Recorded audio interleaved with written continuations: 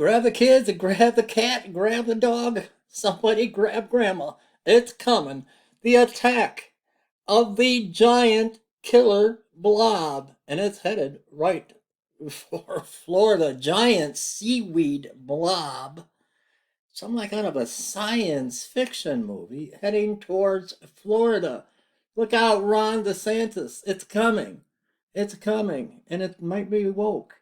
A 5,000-mile wide swarm of seaweed may be slowly creeping across the ocean toward FLA, right in time for spring break.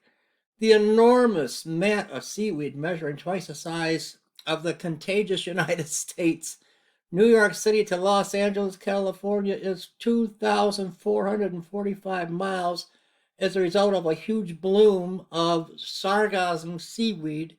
Mexican news outlet the Cancun Sun reports that the Riviera Maya is preparing to receive 3 feet of sargassum, I hope I'm pronouncing that correctly, buildup in the coming week. My.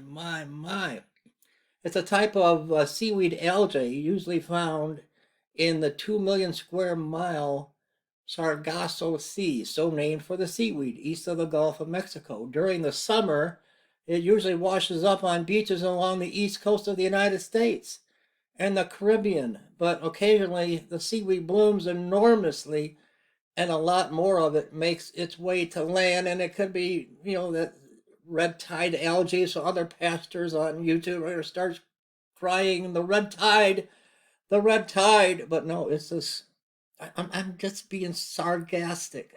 Sargasm, it's my sarcasm. Oh no, that's the seaweed.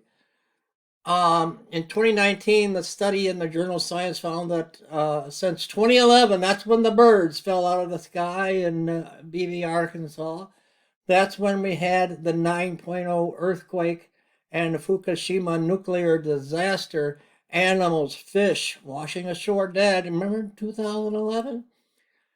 The mats of sargassum have been increasing, forming a massive Atlantic belt stretching across the entire ocean, which as of 2018 weighed over 22 million tons. My. The bloom in over 100 different species, ranging from sea turtles and insects to marine animals and birds. It provides shelter for them. Additionally, the seaweed prevents coastal erosion when washed towards the shore. However, the blooms, it can cause a number of issues.